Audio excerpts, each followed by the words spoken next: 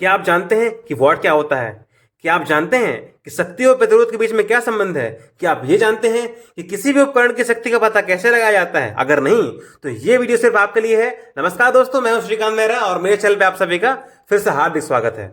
Video की शुरुआत करते हैं और जानते हैं कि पावर या वॉट क्या होता है।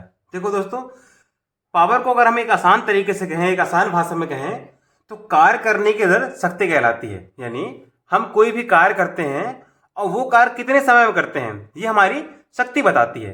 अगर हम किसी कार्य को कम समय में करते हैं तो हम क्या कहेंगे कि हम ज़्यादा शक्तिशाली हैं। यदि हम उसी कार्य को करने में अब अधिक समय लेंगे तो हम क्या कहेंगे कि हमारी शक्ति कम हो गई है। चलिए इसे एक एग्जाम्पल के माध्यम से समझते हैं, जिसमें हमने दो व्यक्तियों की तुलना की है।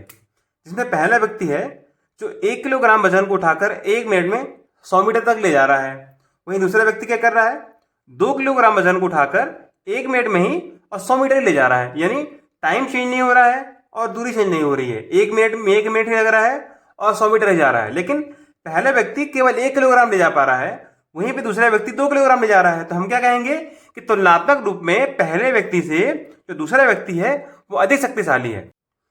पर जब हम विद्युत उपकरणों की बात करते हैं तो विद्युत उपकरणों की शक्ति को मापने के लिए हम क्या यूज करते हैं, वाट। वाट एक ऐसी यूनिट है जिसके माध्यम से हम ये बता पाते हैं कि कौन मोटर कितनी शक्तिशाली है। यानी शक्ति बताने की जो यूनिट है वो वाट होती है। ठीक है, एग्जाम्पल के तौर पे हमने एक बल्ब लिया है, एक 100 वाट का बल्ब है, एक 200 वाट का बल्ब है। तो इसमें क्या होगा, जो 200 वाट का बल्ब है उसकी शक्ति इस 100 वाट के बल्ब की अपेक्षा ज्यादा होगी। यानी जितना अधिक वाट होगा शक्ति उतनी बढ़ जाएगी, जितना कम वाट होगा शक्ति उतनी घट जाएगी। अब हमने ये जान लिया कि वाट क्या होता है। तो वाट किसी भी विद्युत उपकरणों की शक्ति बताने की इकाई है। वाट के माध्यम से हम बता पाते हैं कि कोई भी विद्युत उपकरण कितने शक्तिशाली हैं। ठीक है, अब हमने ये जान लिया वाट क्या होता है। अब हम दोबारा पे टॉपिक पे आते हैं और जानते हैं शक्ति क्या है। जब कार्य करने तक शक्ति है तो कार्य क्या है, चलिए इसे समझते हैं। अब कार्य समझने के लिए हम एक हीटर का एग्जाम्पल लेते हैं। मान लीजिए हमारे पास एक हीटर है। ठीक है, हीटर में कॉइल होती है और हीटर क्या करता है, हमें हीट एनर्जी देता है। यानी जब हम ठंड में हमको ठंड लगती है तो हम हीटर के सामने हाथ रखते हैं, हम बटन चालू करते हैं, हीटर जलता है और हीटर हमें क्या देता है, उष्मा देता है। तो उष्मा देने का हीटर कैसे करता है, अगर हमें हीटर के माध्यम से उष्मा लेना है तो हमें इससे क्या करना पड़ेगा, विद्युत सप्लाई जोड़ना पड़ेगा।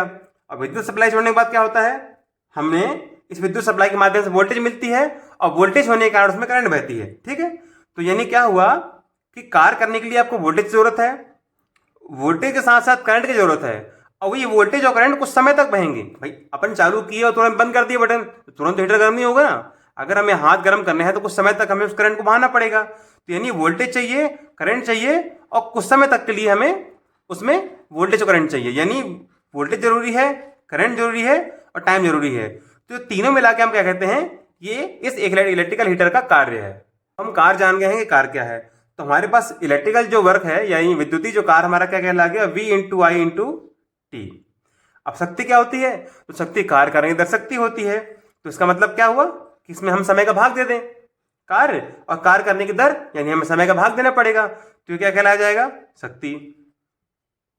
अब देखिए इस फार्मूले में यहाँ भी टी है, यहाँ भी टी, हमने इसे दोनों काट दिया। तो अब क्या बचेगा हमारे पास, P बराबर V इंटू आई। तो हमारा जो शक्ति का फार्मूला क्या निकल गया फाइनली, कि पावर बराबर क्या होता है, वोल्टेज इंटू करंट। अब हमें पावर पता चल गई है कि पावर यानी P बराबर होता है वोल्टेज इंटू करंट।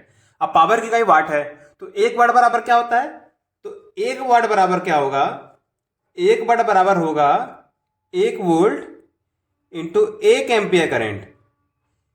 कितनी देर के लिए, 1 सेकेंड के लिए। यानी अगर किसी सर्किट की पावर 1 वाट होगी तो उसका मतलब क्या हुआ कि उसमें यदि हम 1 वोल्ट की सप्लाई प्रदान करेंगे या 1 वोल्ट का ईएमएफ प्रदान करेंगे तो उसमें 1 एम्पियर करंट बहेगी 1 सेकेंड के लिए। तो ये क्या कहलाया जाएगा, 1 वाट ऑफ पावर। देखो अब हमारे पास पावर का फॉर्मूला तो आ गया है, पावर यानी शक्ति। शक्ति बराबर क्या होता है, वोल्टेज इंटू करंट।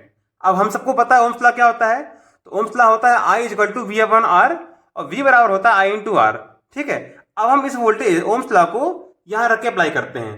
तो P बराबर क्या हो गया, अब वोल्टेज बराबर क्या होता है, I इंटू आर। तो I इंटू आर इंटू आई, ये I यहां आ गया और V बराबर I इंटू आर। ठीक है, तो हमारे पास 2 I हो गए। तो पावर बराबर क्या हो जाएगा अब हमारा आई स्क्वायर आर। ठीक है, अब हम क्या करें कि इस करंट की जगह हम V अपान आर रखते हैं। तो P बराबर क्या हो गया, V इंटू आई, ये हमारा फार्मूला है। अब इस I की जगह क्या करते हैं, V अपान आर रखते हैं। तो P बराबर हो गया V into V upon R. तो अब हमारा क्या निकला है, पावर बराबर, तो पावर बराबर हो गया V इंटू वी बराबर वी स्क्वायर और आर यहां रख दिए। तो पावर बराबर क्या हो गया, वी स्क्वायर आर। यानी हमारे पास अब पावर के 3 फार्मूले हो गए हैं। पहला फार्मूला हुआ हमारे पास P बराबर V इंटू आई। दूसरा फार्मूला हमारे पास क्या हो गया, P बराबर आई स्क्वायर आर और P बराबर वी स्क्वायर आर। ठीक है, अब इन तीनों को यहां आगे नोट डाउन करते हैं, फिर आगे देखते हैं। अब अगर हमें करंट और प्रतिरोध दिया गया है, पावर निकालना है, तो हम इस फार्मूले का यूज करेंगे। हमारे पास वोल्टेज है और प्रतिरोध है लेकिन करंट नहीं है, तो हम इस फार्मूले का यूज करेंगे। हमारे पास वोल्टेज और करंट है, प्रतिरोध नहीं है, तो हम इस फार्मूले का यूज करेंगे। यानी इन तीनों फार्मूले के माध्यम से हम प्रतिरोध, वोल्टेज और करंट के बीच में रिलेशन निकाल सकते हैं कि इन तीनों बीच में क्या रिलेशन बनता है। अब हम शक्ति और प्रतिरोध के बीच का संबंध जानते हैं। अभी हमने थोड़ी देर पहले फार्मूले से क्या जाना कि पावर यानी शक्ति बराबर क्या होता है, V स्क्वायर अपान आर। ठीक है, तो इसमें हम क्या समझ सकते हैं कि पावर और वोल्टेज का सीधा संबंध है और पावर और रेजिस्टेंस का विपरीत संबंध है। यानी जब भी किसी सर्किट की पावर हमें बढ़ाना है तो हमें क्या करना पड़ेगा, यदि हमें पावर इंक्रीज करना है तो हमें उस सर्किट का रेजिस्टेंस कम करना पड़ेगा, और या हमें उस सर्किट का पावर हटाना है तो उस सर्किट का जो रेजिस्टेंस है उसको हमें बढ़ाना पड़ेगा। ठीक है, चलिए आइए इससे और एक एग्जांपल समझते हैं। अब एग्जांपल में हम 2 बल्ब लेते हैं, जिसमें एक बल्ब है 100 वाट का और एक बल्ब है 200 वाट का।